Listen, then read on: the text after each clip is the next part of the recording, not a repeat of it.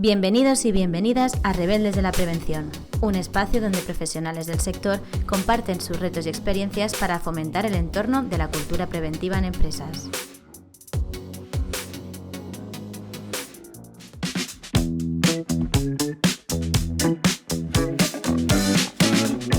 Hola, estás en el podcast Rebeldes de la Prevención.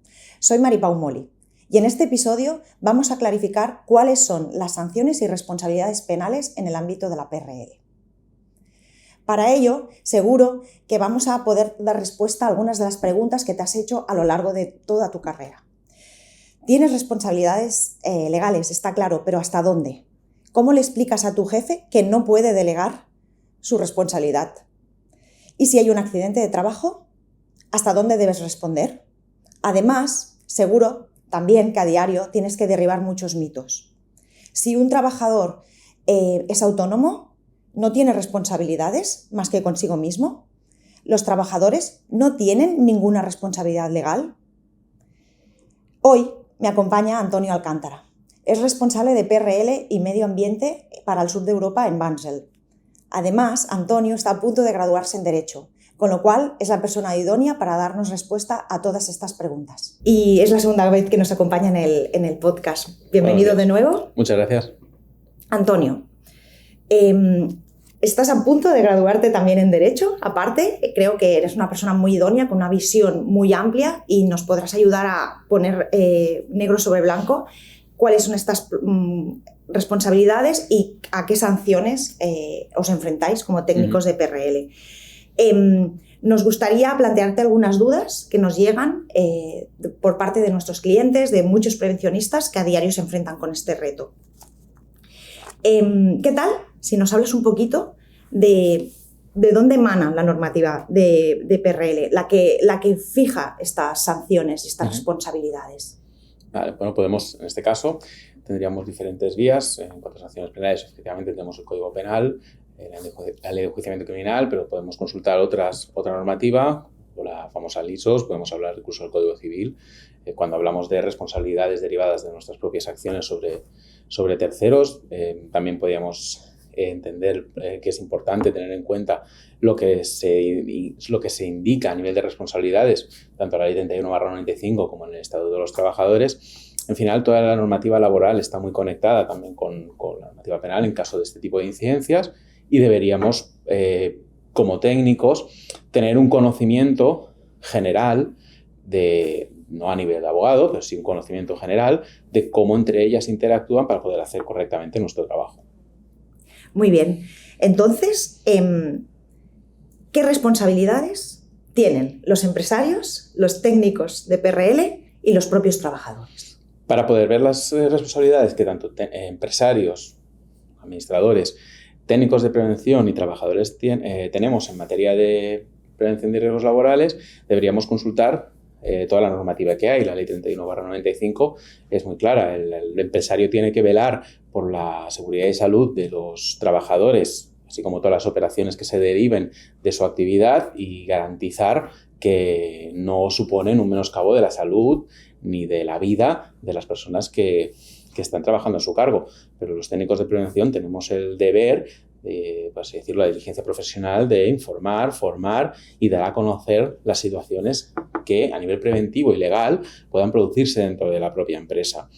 La ley de prevención nos habilita a ello y existe una serie de protecciones que luego hablaremos al respecto acerca de cuál es nuestro papel dentro de la empresa. Y los trabajadores y trabajadoras también tenemos todos la obligación de velar por nuestra propia seguridad y la seguridad de los demás. Es decir, después avanzaremos un poco más, pero nosotros como trabajadores y como trabajadoras de una organización no podemos realizar acciones que supongan un peligro o para nosotros o para el resto de las personas que trabajan alrededor. Tenemos responsabilidad también sobre ello. Y puede que en caso de accidente muy grave, un trabajador pueda ser considerado culpable y tenga que enfrentarse a sanciones penales o económicas derivadas de una actuación incorrecta o equivocada durante su jornada laboral. Entonces, dicho esto, ¿no? Que es como una responsabilidad compartida, no solo circunscrita a los técnicos de prevención, ¿no? Como prevencionista, cuanto más avanzaba tu carrera en PRL y más te sumergías en la normativa y en los planes preventivos,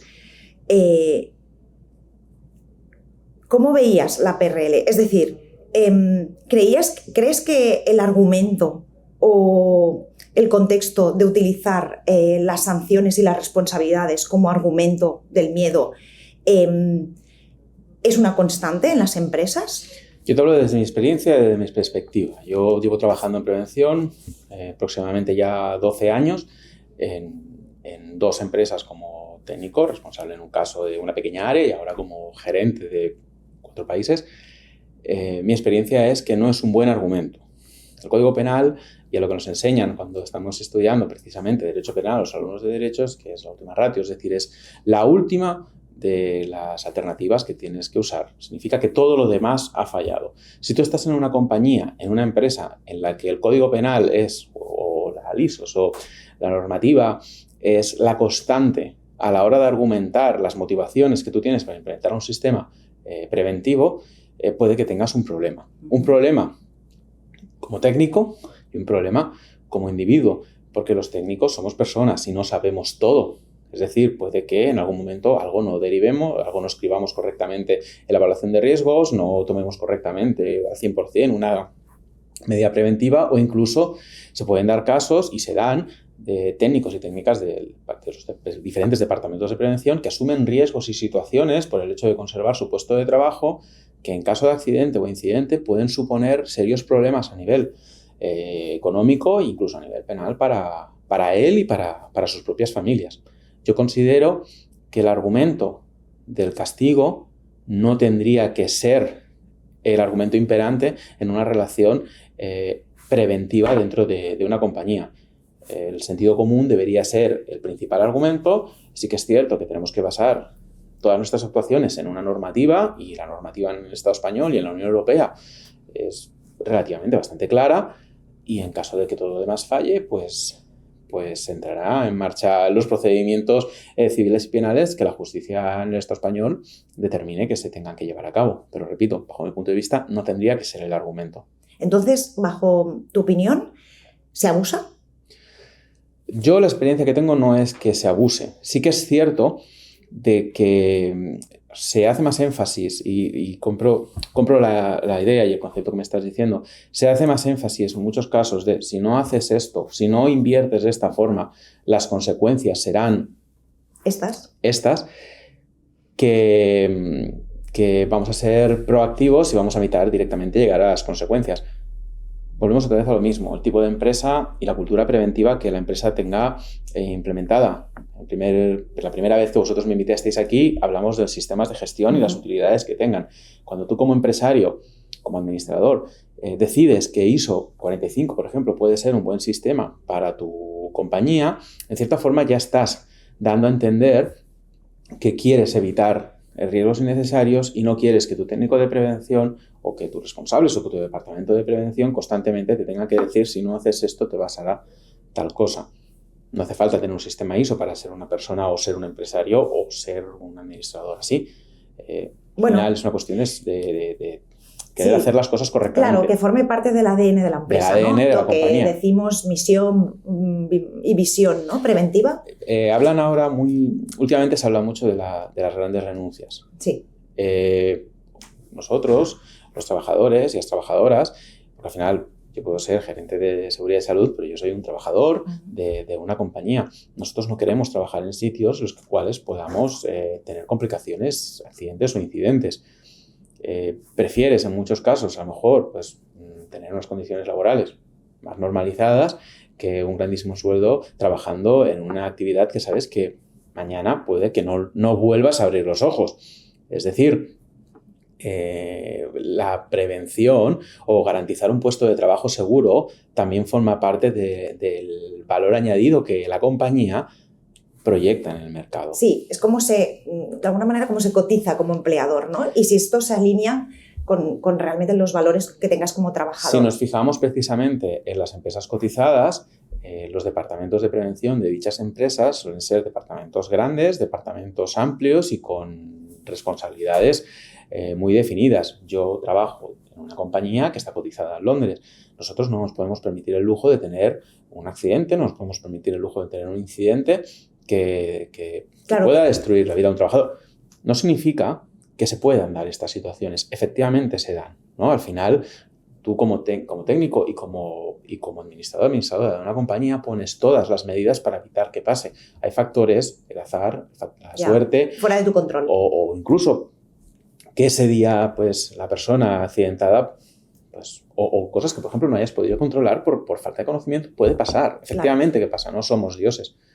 Pero hemos puesto las suficientes barreras para evitar que eso pase. Si nosotros tenemos una empresa cotizada que resulta que no ha puesto todas esas barreras y se demuestra que en realidad los trabajadores son un mero número o una ficha, esa cotización tendrá serios problemas. Todos sabemos casos, no hablaremos de ninguno de ellos porque no aporta valor, de empresas que han sufrido serios problemas por el simple hecho de no saber garantizar la seguridad y salud de sus trabajadores, incluso en las líneas de subcontratación de sus actividades. Correcto. Entonces, volvemos un poquito al contexto normativo, ¿no? Según la normativa española, ¿quiénes están obligados a facilitar todos los recursos para garantizar el cumplimiento legal en PRL? Vamos a dejar claro una cosa. En el momento en el que nosotros entramos a trabajar en una compañía, la obligación máxima y la responsabilidad máxima de dicha actividad preventiva recae en el empresario, la empresaria, administrador, administradora de esa compañía. Es decir, es muy claro que son los empresarios aquellos los que deben garantizar y aportar todos los medios para que no se produzcan riesgos ni situaciones de accidente dentro de la empresa. Eso va desde adecuarse correctamente a la figura preventiva que se asocie a su realidad como empresa, a las propias EPIs, la uniformidad laboral, las protecciones en las máquinas, formación e información de trabajadores y trabajadoras y el larguísimo etcétera, planes de mantenimiento. Podríamos hablar horas, ¿no? El control de las subcontrataciones que vienen a nuestra empresa, que suponen un riesgo muy evidente y no todo el mundo lo entiende como tal. Podríamos hablar largo y tendido. El empresario o la empresaria es la responsable principal. ¿Pero significa esto que es el único responsable o que sería el responsable en caso de un accidente grave, muy grave, incluso mortal? Efectivamente, no.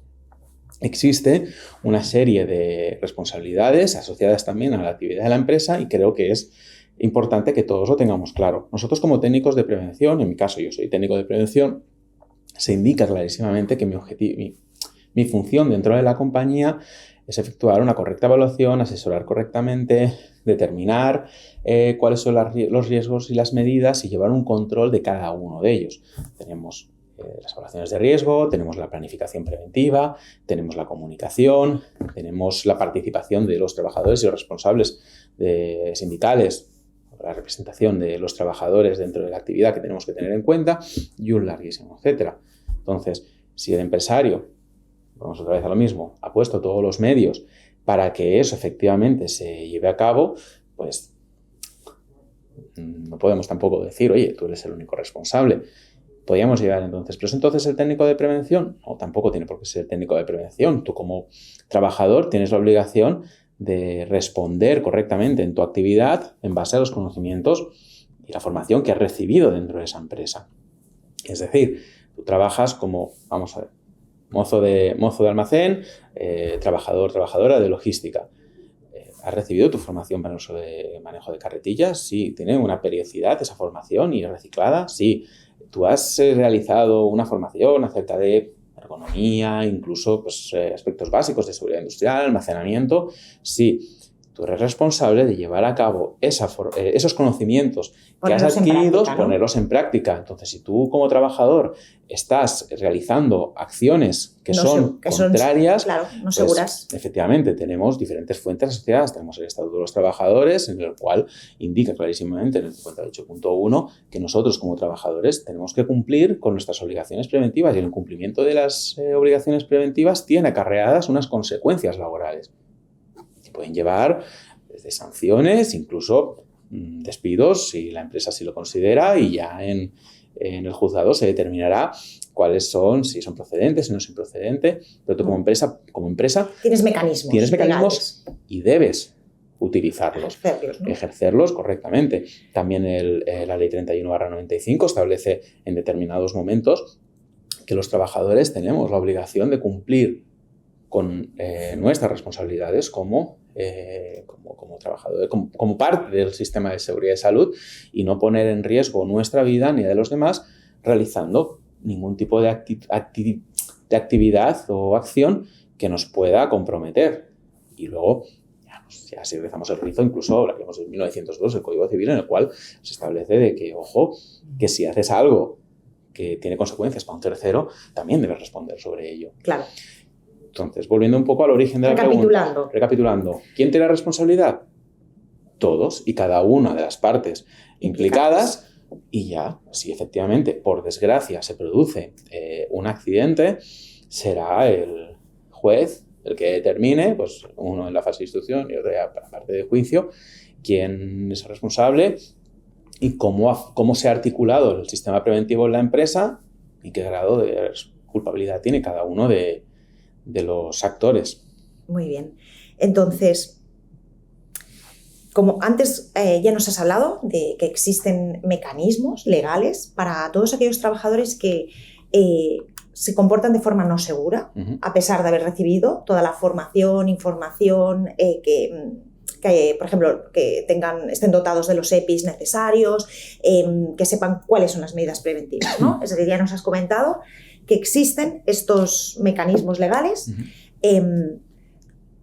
para actuar cuando un trabajador renuncia a utilizar correctamente estas medidas preventivas, ¿no? Entonces, en este sentido, una vez superada esta responsabilidad compartida y ponderada en función de la responsabilidad de cada uno, ¿cuál es la responsabilidad penal del técnico de PRL?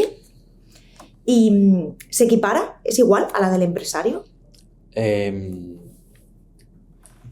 de tener claro que cada caso, por así decirlo, simplifiquemos mucho, cada caso es un mundo. Entonces, la situación de cada accidente o la situación de cada suceso, no hace falta que sea un accidente, puede ser una situación en la cual se produzca una inspección de oficio por parte de la Inspección de Trabajo o una denuncia por parte de un trabajador en la cual se está indicando que se está poniendo en peligro la vida de los trabajadores. Entonces, se tiene que ver en cada caso cuál es la participación de todos los actores dentro de esta problemática. Por supuesto, el empresario tiene la obligación de garantizar que en sus instalaciones y en sus fábricas o sus centros de trabajo, para ser un poquito más generalistas, se cumple con la normativa. Pero es que el técnico de prevención tiene la obligación también de velar por ello, ¿no?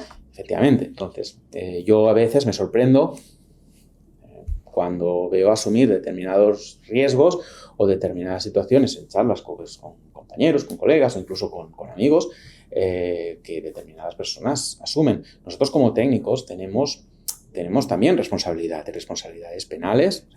En casos muy extremos podemos llegar a ir a la cárcel, muy extremos, lógicamente, en el caso sea un dolo, un incumplimiento, algo muy, muy, muy, muy flagrante, incluso una participación muy directa. También tenemos una responsabilidad posiblemente patrimonial y económica, es decir, tendríamos que indemnizar, podríamos entrar en penas de multa, determinadas situaciones, hacernos cargo de determinados gastos, incluso, pues oye, la parte del proceso, tener que pagarlo directamente. También hay sanciones más variadas tipo civil, como puede ser la inhabilitación profesional. Es decir, a ti te pueden inhabilitar en el ejercicio de tus funciones como técnico de prevención. Entonces, a mí me dices, oye, Tony, te van a inhabilitar tantos años como técnico de prevención. Yo me sé ganar la vida por ahora haciendo esto. Entonces, me estás, por así decirlo, cortando totalmente la posibilidad de, como técnico, tener un sustento para mi familia, para mí, poder avanzar a nivel profesional. Y luego hay una pena que no es, por así decirlo, no está contemplada en ningún código del Estado español y yo creo que del mundo, que es la carga de conciencia. Yo no sé hasta qué punto alguien puede asumir a nivel personal que efectivamente has posibilitado o no has hecho todo lo posible para evitar un accidente muy grave. Siempre tenemos en mente la posibilidad de que un trabajador o una trabajadora muera en un centro de trabajo. También tenemos que tener en mente que no llega a morir y que el resto de su vida esta persona pueda pasar calamidades realmente graves. Entonces, hay un trabajadora, hay una familia y de alguna forma tú tienes responsabilidad sobre ello. Esa pena, por así decirlo, no está recogida en ningún código, pero también está ahí. Como técnicos debemos ser muy claros y muy concisos, y insistía mucho en el anterior podcast que grabamos, en la anterior conversación que mantuvimos, en el que debemos de ser capaces de transmitir correctamente cuáles son las situaciones, dando a entender el por qué se tienen que solventar. Claro, ¿por qué pides a alguien que se ponga un EPI? No es gratuito. No es gratuito, o por qué le pides a un empresario que pague y compre un EPI y que ese EPI se adecue correctamente a las características de dicho trabajo. Yo me encuentro muchas veces no en mis compañías, lógicamente, porque tenemos la suerte de tener a una persona en el departamento que es especialista en EPIs. Qué bien. Sabía en su anterior etapa profesional, había sido prescriptor de producto. Empresas en las cuales pues, clientes o gente te preguntan dudas acerca de qué EPIs utilizar y existe un desconocimiento bastante importante, pues, por ejemplo, trabajos en altura, que yo no soy un gran experto. Entonces siempre tengo que recurrir a gente que sepa más que yo. Pero mis subcontratas muchas veces pues les tengo que decir, caballeros, así no podemos. La suerte que tenemos es que muchas veces tenemos los propios EPIs porque los vendemos nosotros. Claro. Pero incluso las propias botas de seguridad, los tipos zapatos, las protecciones auditivas, sin ir más lejos, o las protecciones visuales, ahora que se ha puesto tan de moda con esta sentencia que nadie se ha leído pero todo el mundo habla, de me tienes que pagar las gafas. Es decir, como técnicos tenemos que ser capaces de dar todo el abanico de herramientas para evitar incurrir en riesgos para nuestra empresa, pero ojo, también para nosotros como profesionales. Y me preguntaba, ahora cuando estabas comentando todo esto de la responsabilidad compartida, ¿no? ¿Cómo se articula cuando se tiene externalizada la modalidad preventiva? Es un tema complejo, bajo mi punto de vista. Yo tengo la suerte y la fortuna, bajo mi punto de vista, lógicamente, no quiero buscar la ofensa en nadie, porque... Bueno, hay muchas realidades. En muchos contextos, y yo tengo la suerte de haber trabajado con grandísimos y trabajar con grandísimos profesionales de servicios de prevención ajeno, que son los que dan la cara de sus empresas. Me encuentro que muchas veces en situaciones previas a la incorporación de determinadas empresas o en auditorías que realizo para otras cuestiones propias de mi trabajo, asunciones por parte de los técnicos del SPA de determinados riesgos o la catalogación de dichos riesgos muy a la baja. Y cuando hablas con ellos y con ellas, lo primero que te dicen muchos de ellos y de ellas es que yo soy el comercial propio del servicio de mi empresa.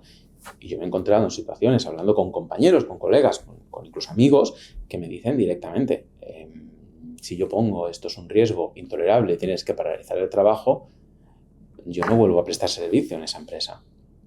Y tú como técnico de prevención, como persona que vives este eres tú el que evalúas ese riesgo, ¿no? Efectivamente. Estás asumiendo una situación penal y económica por tu parte que no es del todo lógica. Es decir, una de las cuestiones que te puedes encontrar en juicio es que que te encuentras en juicio es que el juez te cite y te indique, ¿y usted por qué no citó? ¿Usted por qué no indicó este riesgo? ¿Usted por qué catalogó de esta forma este riesgo? Cuando usted tenía la obligación por contrato de efectuar esas evaluaciones correctamente.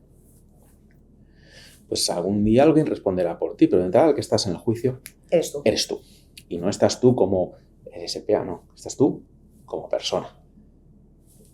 Entonces, los técnicos del SPA, tal y como está focalizado últimamente este mercado, están asumiendo muchísimos riesgos y si tienen la suerte de que trabajan, que la inmensísima mayoría de las empresas son así, con empresas serias, con empresas que se preocupan por su gente, pues bueno, podrán desarrollar correctamente sus funciones, pero si tienen la mala suerte de no ser así, bajo mi punto de vista, deberían tener mecanismos para también poder levantar la mano, que seguramente los tienen, de levantar la mano y decir, señores, esto por aquí no. Ok. Qué complejo. Es complicado por la propia idiosincrasia del sistema. El momento en el que tú externalizas un servicio, por así decirlo... Pierdes el control, ¿no? Pierdes el control, pero también como cliente tienes la posibilidad de ejercer. Pierdes el control sobre el conocimiento, pero ganas un control sobre coercitivo que se gana, efectivamente. Y esto, pues, depende de quién, puede ser un problema. Pues sí, pues, todo dependerá de la buena voluntad y el buen uso. Y el buen uso que se haga, efectivamente. Pero volvemos a lo mismo. Yo creo que los técnicos de los servicios de prevención ajeno hacen un grandísimo trabajo y asumen carteras de clientes enormes y a veces eso tiene consecuencias también. Claro, y ahora que comentabas, ¿no? Este problema de los técnicos de prevención de los SPAs, me preguntaba si a nivel de los prevencionistas, si tenéis conciencia de lo que puede suponer el no prevenir eficazmente, ¿no? Es decir, ¿os informan de ello cuando estudiáis en el máster? Es un buen punto. Yo creo que la conciencia se adquiere con la práctica profesional. Me explico. Yo hice el máster, pues hará ya muchos años. No sé, 2000, no tantos. 2000 algo, no me acuerdo. Acabé el máster, creo que fue en 2010 o 2011. Yo no recuerdo, y he repasado un poco apuntes, no recuerdo una asignatura específica que hablara de... Sí que te hablan de responsabilidades, sí que te hablan de pues, cómo se estructura la prevención en la empresa, pero tampoco te lo hacen desde un punto de vista muy específico, ¿no? Si es como una pequeña asignatura más dentro de todas las grandes especialidades técnicas que tiene. El máster, como tiene que ser, se enfoca mucho, en mi experiencia, hablo hace 11 años, se enfocaba mucho a conocimientos técnicos acerca de las diferentes situaciones que puede haber. Y ya está bien, es correcto, pero también nos tendrían que formar, tendría que haber un apartado de formación jurídica para el técnico de prevención, porque claro, cuando tú entras a una empresa y ves determinadas cosas, tú sabes que esto tiene un riesgo y conoces las consecuencias sobre la salud y la seguridad, pero no conoces sobre tu propia realidad como persona, incluso para la propia empresa a la que estás prestando los servicios, sí, que claro, es importante. Porque sería un valor añadido realmente. Es un valor poder añadido. Trabajar de la mano de algunos departamentos de compliance o de legal, y si la empresa no es lo suficientemente grande, que tú puedas tener estos conocimientos y asesorarte con otros profesionales. Yo me encuentro, como hemos dicho, ¿no? Tengo la suerte de trabajar con muchos técnicos de SPA y adquiero buena parte de los conocimientos que tengo en base a responsabilidades derivadas de las experiencias que ellos me trasladan. Claro. Tengo un compañero que a mí me ha pasado tal, y al final eso hace que tú como técnico digas, ostras, más vale que investigue un poco por mi cuenta y vaya a ver qué es lo que dice la normativa. Has introducido es que ahora estoy acabando la tercera carrera. Uno de los muchos motivos que me impulsaron a estudiar Derecho era pues, tener suficientes bases y conocimientos y ver cómo se articula el sistema para poder responder personalmente sobre las diferentes situaciones que yo pudiera como técnico, incluso como persona también vivir. Pero no nos olvidemos, hoy trabajo como técnico de prevención, mañana puedo ir caminando por la calle y ver una obra. Y como ciudadano tengo la obligación también de comunicar a la autoridad si considero que hay algo que no es correcto. Y no será la primera vez que lo hacemos.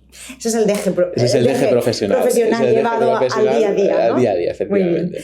Hemos repasado cómo formados e informados estáis los técnicos de prevención, y ahora me gustaría poner el foco en los empresarios y los administradores.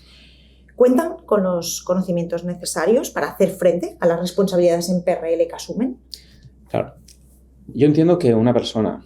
A ver, al final todos nos dedicamos a una parcela dentro de la actividad de la compañía. Dirigir una empresa, por ejemplo. Por ejemplo, dirigir una empresa pues tiene un abanico de responsabilidades que yo, pues personalmente, no creo que las pueda llegar a asumir. Sí que es cierto de que estamos hablando de algo muy específico, ¿no? Que es la parte preventiva.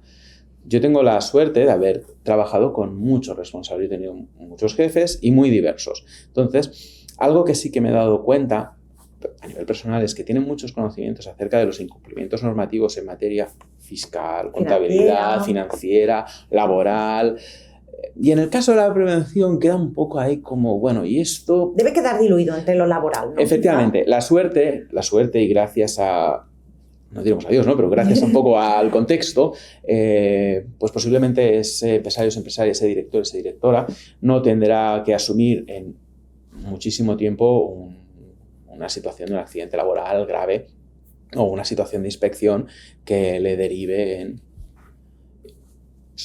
llamémosle suerte, llamémosle buen hacer. pero el conocimiento específico yo creo que no está del todo asentado. Yo pienso que estas escuelas de negocios o que estas grandes organizaciones que se dedican a proveer de conocimiento, TED-Talks, MBAs, hay 40.000 cosas, deberían hacer un poquito más de foco en las responsabilidades que tenemos sobre nuestros trabajadores, pero no de una perspectiva única y exclusivamente de la responsabilidad de que haya un buen entorno laboral, que esto está muy bien y esto la gente de recursos humanos hace fantásticos trabajos, sino en lo práctico, ¿no? En las diferentes situaciones que pueden darse en la empresa. Que, ojo, no solamente estamos hablando de accidentes laborales, estamos hablando de situaciones que hasta ahora eran totalmente, digamos, desconocidas, que no desconocidas, pero que pasaban a segundo plano, como es el trabajador quemado, situaciones de acoso laboral, sí, acoso sexual, en la cual la empresa tiene una responsabilidad directa sobre todo lo que pase en su centro de trabajo e incluso, depende cómo, hasta afuera, si las personas implicadas forman parte de la compañía. Dicho esto, muchas veces a mí me pasa que me preguntan, bueno, esto al final, y si pasa algo, ¿cómo queda, no? Pues, quieras que no, tienes que ser como técnico, también un asesor que les explique. Esta función está bien que la ejercemos nosotros, pero yo creo que también podrían traerla, tenían que traerla un poco de casa. Sí, y ahora que estabas comentando, ¿no? El tema de los conocidos como nuevos riesgos laborales, el trabajador quemado, el estrés, los protocolos de acoso sexual que se están implantando en muchas compañías, ¿no? A tu modo de ver, ¿la normativa de PRL debería actualizarse? La normativa de prevención tiene que actualizarse día a día, pero no día a día porque esté desactualizada, sino porque la realidad cambia constantemente. Es decir, yo empecé a trabajar hace 20 años. Si a mí me dices hace 20 años que alguien podría enviar una foto en la oficina mía o a través de un grupo de algo que se llama WhatsApp, que no tengo ni idea de qué es y que podrían hacer como una especie de club a mis espaldas y hablar pues te hubiera dicho, oye, ¿de qué me estás hablando? ¿No? O nuevas realidades que puedan darse, las famosas PVDs que ahora están de moda esta semana por la sentencia. Yo me acuerdo de las primeras pantallas, aquellas de tubo, y la situación que tenemos ahora. Van cambiando las realidades dentro de la propia empresa. Ahora bien, la normativa pues tiene que ir adaptándose. Yo creo que nosotros tenemos una grandísima herramienta en el Estado español y en todas las comunidades tenemos grandes institutos como el Instituto Nacional de Seguridad y Salud en el Trabajo, antiguamente conocido como INST. Sí. A mí me gusta más INST. Sí, a veces tienes que pensar un poquito la nomenclatura, ¿verdad? Tenemos Oxalan, los vascos son impresionantes. Sí. Tenemos Envasar, también está bien. Tenemos en Cataluña el Servei de la Generalitat, que nos constantemente sacan notas técnicas que nos están asesorando y nos están explicando cómo podríamos, como técnicos, ejercer nuestro trabajo. A partir de aquí, es necesaria que la normativa sea constantemente actualizada para cumplir con la obligación de garantizar la seguridad y salud de los trabajadores. Yo creo que al final no solamente normativa, también hay un apartado importante de sentido común. Es decir... Pero a tu modo de ver, ni el Código Penal, ni la norma LISOS, que es la que establece las sanciones y responsabilidades, deberían modificarse. Yo creo que tienen que... O sea, vamos a ver, no te sancionarán en base únicamente a una norma, te sancionarán o te causarán en base a unos hechos, es decir, a una situación en la cual un juez, a través de la práctica de instrucción y luego después en el juicio, haya recogido que las evidencias que se han producido una serie de hechos que han derivado en... ¿Se puede ser más duro? Efectivamente, ahora va a haber una serie de modificaciones legales, creo que las ha habido ya, respecto a los autónomos que no son autónomos. Falsos autónomos. Los falsos autónomos. ¿La medida coercitiva es la adecuada? ¿Es lo correcto? ¿Es la situación? Quiero pensar que no. Es decir, los sistemas legales que son más agresivos o más punitivos crean países más seguros. No tiene por qué. No tiene por qué. Pequeño paréntesis. La gente habla mucho de la posibilidad de la implantación de la pena de muerte en, pequeño paréntesis, no es un tema laboral, en determinadas situaciones o determinados crímenes. Teóricamente, un país que tenga una pena de muerte o que ejecuta mucha gente durante a lo largo del año tiene que ser un país súper seguro, ¿no? ¿Es así? Yo creo que no. Los sistemas penales. Nuestro sistema penal está pensado para reeducar o para reintroducir al ciudadano otra vez en la vida. Sí. ¿Qué es mejor, el castigo puro y duro o la educación. Bajo mi punto de vista es la educación. Yo creo que se tiene que hacer un correcto balance entre las sanciones, que sí que se tienen que actualizar, y ahora creo que se han actualizado muy al alta, y la cultura preventiva del país, y también los medios que cuenta el Estado. Sí, porque muchas veces, ahora te iba a preguntar cuando estabas comentando esto, ¿no? Puedes poner un marco normativo donde las sanciones y las responsabilidades que establezcas vaya máximos, pero quizás no tengas la posibilidad de controlar y monitorizar todo esto.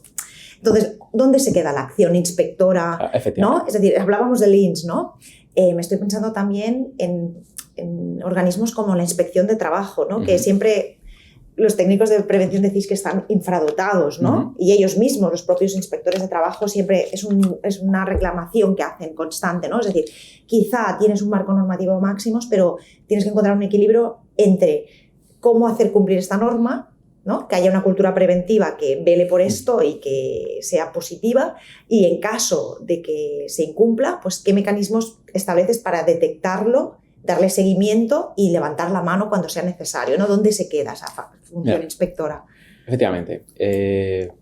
Haríamos un pequeño paréntesis histórico.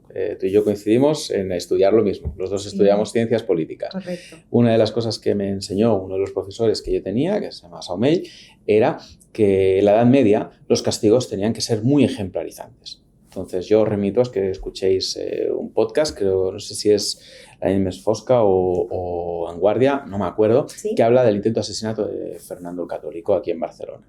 El castigo que le dieron al posible asesino, o sea, fue no ejemplarizante. O sea, yo creo que ni una película de Tarantino tiene más sangre que aquello. Bárbaro. ¿Cuál era la finalidad? Ejemplarizar. ¿Por qué? Porque no había medios para controlar. O sea, al final, tú cuando tienes que... Volvemos a un contexto totalmente diferente 500 años atrás. Al final lo cogen, lo queman, lo cuelgan, luego le tiran, le hacen las 1001 y luego los comulgan. ¿Para qué? Al final lo que te están enseñando, cuando te ponen un castigo tan bestia, es que como sociedad o como poder no tienes un control efectivo y utilizas la pena como medio de coerción directa. Es decir, ojo, que no puede ser que no te pille, pero como seas uno de los 100, vas a alucinar. Sí. Dicho esto, ¿poner sanciones más elevadas implica mayor seguridad? Permíteme que lo dude. Yo creo que Inspección de Trabajo tendría que estar dotada, tendría que efectuar controles.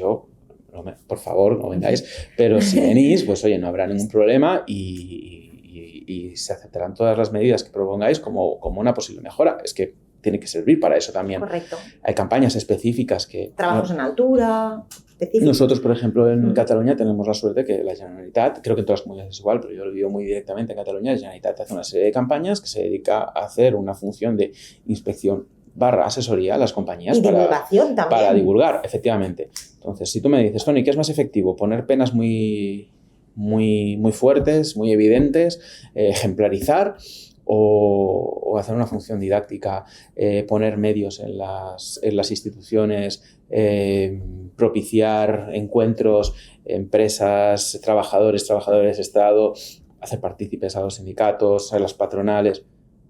Yo personalmente como técnico y como ciudadano me quedo con la segunda. Seguro. Objetivamente, cuando algo pasa, efectivamente tiene que haber un proceso penal y se tienen que dirimir responsabilidades. Las que sean. Las que sean. Y la pena tiene que ser proporcional y proporcionada al hecho que ha sucedido. Es decir, no por robar te voy a cortar la mano. ¿No? No, porque también independientemente de que sea un accidente de trabajo o una enfermedad profesional, el principio de proporcionalidad es la base del Código Penal, pero también del derecho. Efectivamente. Entonces, yo considero que sí, que debe haber... Yo personalmente pienso que nuestro código está preparado, creo que la ISO es muy clara y aparte de la tipificación, a lo mejor se puede ser más o menos específico, pero los jueces ya determinan durante todo lo que es el proceso, la situación de juicio, cuál es la responsabilidad de cada uno y existen pues las diferentes determinaciones de pena. Poner más o poner menos, pues ya un poquito a gusto del consumidor y a gusto del gobierno y teniendo en cuenta cuál es el coste de la vida. También la tradición jurídica, ¿no? Del país. Efectivamente. El entorno, nosotros estamos en la Unión Europea, hay unas directivas. Efectivamente, pero al final poner solo el foco en el castigo frente a unos hechos muestra, bajo mi punto de vista, un fracaso como sociedad. Y en nuestro caso, un fracaso como técnicos de prevención. Es decir, si tú a las empresas solamente les obligas pero no les realizas un acompañamiento también, volvemos a lo mismo, inspección de trabajo. Pues, todos hemos tenido inspecciones de trabajo y con magníficos profesionales. Seguro. Ya te lo garantizo yo. Magníficos profesionales que te dicen, oye, mira, ¿y esto qué piensas? Y tú le enseñas, y por norma general el auditado siempre enseña más de lo que toca. Y si tú eres capaz de mostrar de que, y volvemos otra vez a lo mismo, el criterio de la responsabilidad, si tú eres capaz de demostrar que como técnico, como empresa, estás haciendo lo que te corresponde, incluso en determinados casos más.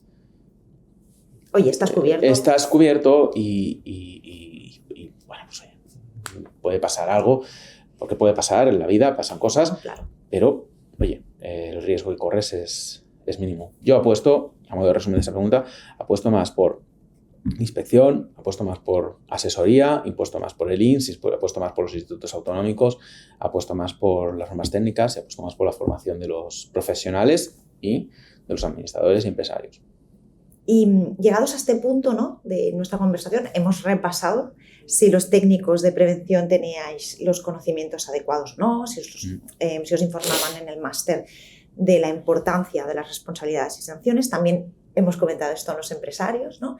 Y a nivel de trabajadores.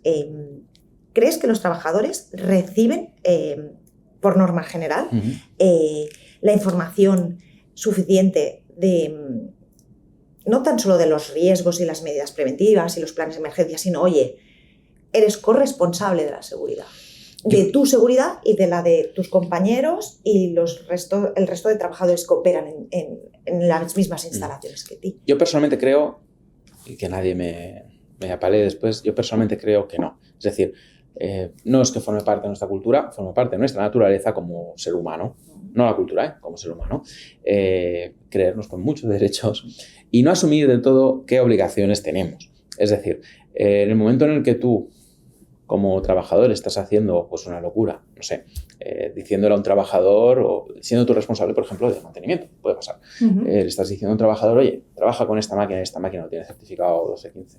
Estás asumiendo una responsabilidad como técnico de mantenimiento, que al final tampoco eres muy, muy elevada, y el trabajador incluso también, si hay más gente trabajando con él, o situaciones que ya no se dan, yo creo, bueno, espero, de aquellas extrañas acciones que la gente se subía en las, ¿cómo os digo? En las palas de los toros y subía, bueno, sí, y no sé qué, las carretillas. Pues yo una vez me encontré con una situación con esta en una nave de un operador logístico, ni siquiera era mi empresa, y yo no hablé con el gerente, yo cogí al trabajador que estaba en la carretilla y le dije, si se mata él, el problema lo vas a tener tú. Es decir, yo creo que no somos conscientes.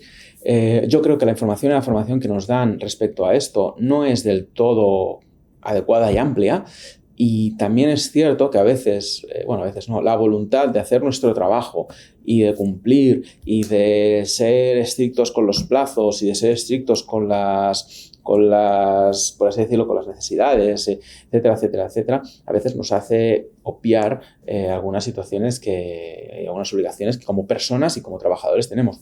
No hace falta meterse en una fábrica.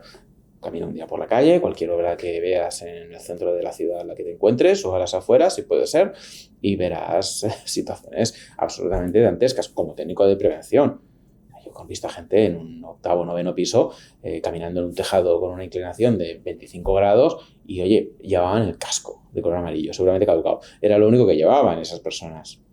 Y llamar a la Guardia Urbana. Oye. Yo le digo que si usted no quiere abrir una testa, porque alguien se ha caído de ahí, suba para arriba y paralice la obra. Eso me pasó justo enfrente de mi casa. Es decir, ese trabajador, ese técnico, ese empresario, ¿tiene clara cuáles son sus obligaciones? Pues clarísimamente no. Vale, hemos hablado de responder legalmente frente a lo que sería un posible riesgo o sanción preventiva, ¿no? Entonces, más allá de la normativa que nos obliga, ¿no?, y que ya has repasado, el Código Penal, el Código Civil, la normativa en PRL, existen otros sistemas voluntarios, ¿no?, que ayudan a gestionar los riesgos en las empresas y a evitar y mitigar posibles accidentes, ¿no? Entonces, en nuestro anterior podcast estuvimos hablando de lo que sería el sistema ISO 45001. a tu modo de ver, ¿te permite estar actualizado, controlar al máximo los riesgos, poder evidenciar que has hecho todo lo posible?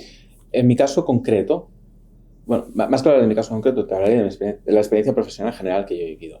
Al final, volvemos a lo mismo. Tú puedes tener ISO para tener un papel en la pared, muy bien puesto, o puedes tener ISO para implementar un sistema de trabajo que funcione. Yo ahora mi siguiente paso es implementar ISO en Turquía. Pues imagina. ISO te permite, te obliga a controlar, a analizar, a realizar inspecciones periódicas. Él te obliga. Ahora, ¿cómo de, por así decirlo, estricto quieras ser o cómo de incisivo quieras ser? También es como profesional lo que tú quieras determinar, lo que tú quieras o lo que tú determines, y también como empresa. A partir de aquí se te abre un abanico. A mí eso no me obliga a que los miembros del comité de empresa tengan una aplicación con la cual puedan reportar, o ISO pues a lo mejor no me obliga a que mensualmente en determinados sitios, en vez de una inspección mensual, hagan 2 o hagan 3, o que las hagan 2 personas diferentes para ver qué sale. Eso no me obliga, eso me obligo yo como técnico de prevención. Al final, nos tenemos que dotar como técnicos de mecanismos y herramientas que nos permitan estar sin estar y ver más allá de lo que podemos. Es decir, te hablábamos situación personal. En total, creo que tengo unas 23 almacenes, o si sumas todo, al final salen 23 instalaciones. Técnicamente es imposible que esté en todas ellas en un mes, es imposible.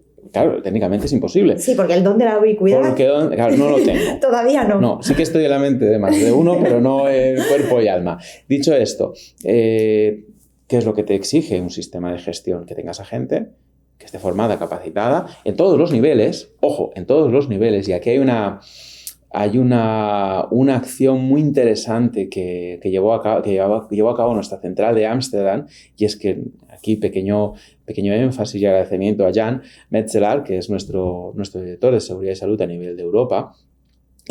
Obliga que 4 veces al año reporten inspecciones los directores generales de todas las empresas. Es decir, bajan abajo 4 veces al año, aparte para que bajen de los días, a hacer inspecciones específicas de seguridad y salud para ver cómo están los almacenes, para que hablen con los técnicos directamente que tenemos allá y hagan y deshagan y conozcan y entiendan.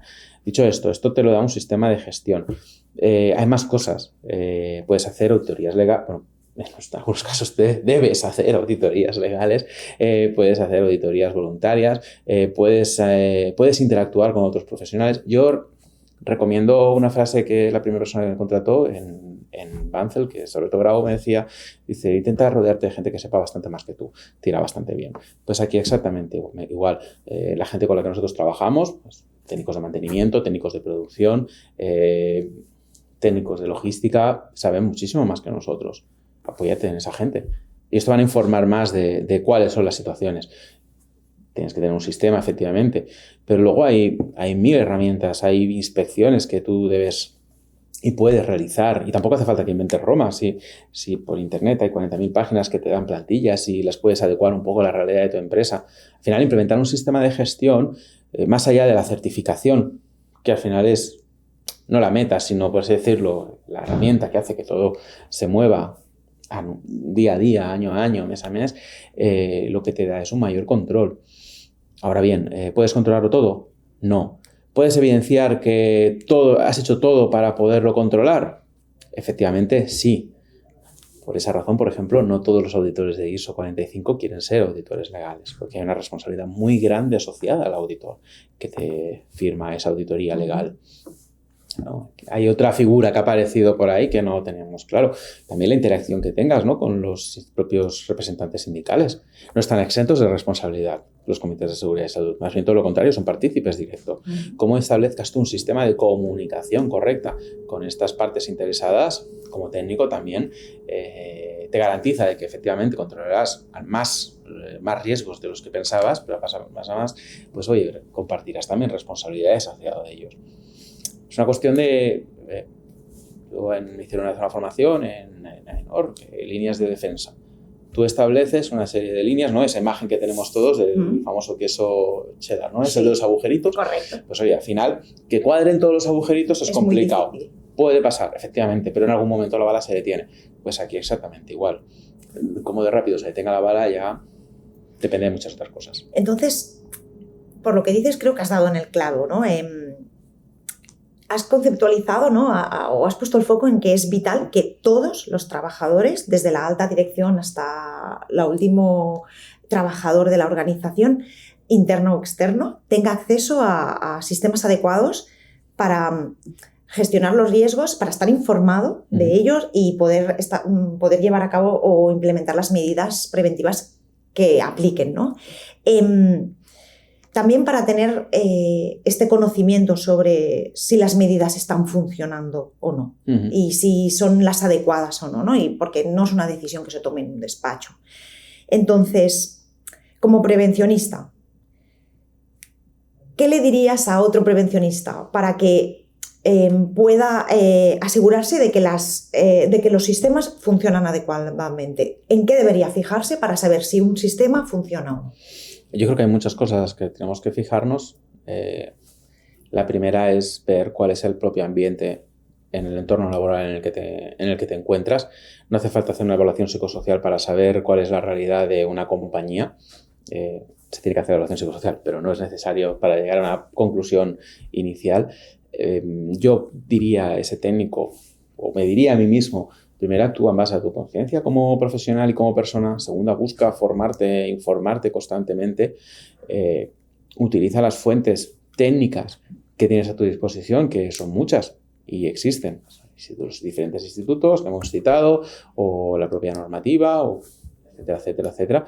Intenta empatizar y busca el sentido común. Yo afirmo que nadie quiere tener problemas en su puesto de trabajo y nadie quiere, porque al final, y hablemos de puesto de trabajo, un directivo es un puesto de trabajo, no nos engañemos. Él también es un trabajador y también está expuesto a riesgos. Entonces, es decir, todo el mundo quiere, por así decirlo, vivir tranquilo, volver contento y motivar a la gente para que tengamos el máximo resultado, ¿no? De los objetivos, efectivamente. Pero yo sí que diría, ojo con asumir cuestiones que no son las adecuadas, ojo con la complacencia, ojo con pensar esto a mí no me va a pasar, esto te puede pasar, esto puede pasar y pasa, no ha pasado nunca, ¿no? Ahora por LinkedIn hay una foto de un barco que se hunde y dicen, esto no hemos hecho siempre así. Bueno, pues exactamente igual, no dar por supuesto nada y volvemos a lo mismo, rodearte de gente que sepa bastante más que tú en diferentes sectores, que sean muy especializados. Yo, pues, contra incendios pues tengo ideas, pero al final voy a gente que sabe muchísimo más que yo. En seguridad industrial tengo la idea, pero voy a organismos de certificación que saben muchísimo más que yo y llega un punto en el que hasta quiero que determinados técnicos sean los que vengan a inspeccionar mis instalaciones porque sé hasta qué punto llegan a apretar la tuerca. Y así sucesivamente. Los técnicos de prevención, sobre todo los servicios de prevención propios, podríamos decir que actuamos a veces, nadie malinterprete, pues como un médico generalista que sabe un poco de todo, sabe todo lo que necesita, conoce muy bien la empresa, es decir, a su paciente y actúa en base a ello, pero determinadas veces necesitas ser especialista. Rodeate pero eso de no es malo tampoco, porque, oye, un buen diagnóstico generalista para decir, mira, creo que esto es cardiovascular, te envío a tal especialista cardiac, que sabe tanto, pues, oye, y resulta que más a más es especialista en y te va a ayudar a tope. Y te va a ayudar a tope. Para eso existe. En ese aspecto sí que es importante tener a buenos proveedores que sepan cómo trabajar y asesorarte y efectivamente, vamos, y más ahora, ¿no? Que ahora hay 40.000, pues yo, por ejemplo, riesgo psicosocial, yo tengo clarísimo que psicóloga es la persona que está a cargo de la evaluación psicosocial de todas las empresas de mi grupo. Estamos hablando de casi 700 personas y tengo muy claro cómo quiero que lo haga porque la conozco hace muchos años y sé que cuando hace algo el resultado es muy bueno. Bueno, ¿significa que yo no sepa nada de la especialidad psicosocial? No, pero hay que saber mejor que yo. Bueno, lo delegas a alguien que es muy especialista. Aprovechate e intenta sacar el máximo. Como técnico, aprovechate de eso y no asumas cosas que no te corresponden. Y no solamente como técnico, sino como director, como empresario y como empresaria y como trabajador y como trabajadora. No asumas cosas que no te corresponden, porque es que no estás haciéndole un favor a tu organización. Más bien todo lo contrario, lo estás comprometiendo y poniéndolo en un problema. Y también te estás comprometiendo a ti como profesional. Efectivamente, como profesional. Y a tu rigor y a tu profesionalidad. Y como persona. No sé, oye, a todos no puede pasar. Yo puedo salir ahora, me pueden llamar y me pueden decir, oye, que ha habido un problema en tal sitio. pues es lo que hay. Y puede que haya fallado como profesional. También. No soy Dios, ni lo pretendo.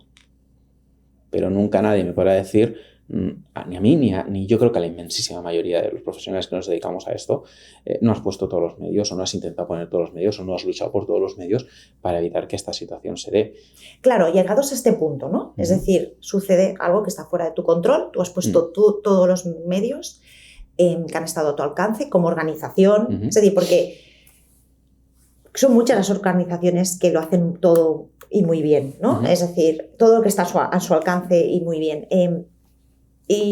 Pero bueno, ocurre un accidente, hay una serie de secuencia de situaciones y se da un accidente de trabajo. ¿Cómo tiene que responder la organización? Pues yo creo que lo primero que tiene que responder la organización es con transparencia, pensando que ese accidente, intentando entender todas las lecciones que de ese accidente se han de sacar para que eso no vuelva nunca jamás a ocurrir ni nada que se parezca. Y ser transparentes, 1, con sus trabajadores, 2, con su propia dirección, 3, con las autoridades en caso de que eso ocurra, y 4, con el trabajador o trabajadora afectado. ¿Y por qué digo la transparencia? Al final todo se sabe y puedes intentar ocultar lo que quieras, pero en el momento en el que aparece señor Estado y, bueno, si tienes un accidente laboral grave, todo el mundo sabemos que nos viene pero incluso antes, previo, detrás de la ambulancia o a veces delante, te viene la policía competente en esa zona. Mossos d'Esquadra, Guardia Civil, China, Policía Foral, para recabar toda la información habida y por haber. Ojo, O sea, quiero decir, un delito de obstrucción a la justicia, cuidado con ello, porque tenemos que poner un problema y muy grave. Dicho esto, cuando se da esa situación, yo creo que lo que tenemos que hacer es sacar el máximo de lecciones para ver qué es lo que ha pasado y que no se puede ocurrir. Existen factores de azar que no podemos controlar, pero la inmensa mayoría de las veces pues siempre podemos aprender algo al respecto. Un mantenimiento que por lo que sea pues se descuidó, una actitud, una acción por parte de un trabajador, un responsable, una dirección que no era correcta, una situación de estrés derivada de, yo trabajo en el mundo de la logística, de un requerimiento a nivel de pedidos brutal. Yo animaría a cualquier persona que esté en un almacén de distribución en un periodo navideño. Yo animaría a todo el mundo que estuviera ahí. Entonces pueden darse muchas situaciones. Bueno, Toni, ya estamos acabando. ¿Qué es para ti ser un rebelde de la prevención? Bueno, pues al final ser un rebelde en cualquier cosa es hacer las cosas como tú consideras que se tienen que hacer y teniendo en cuenta tu criterio.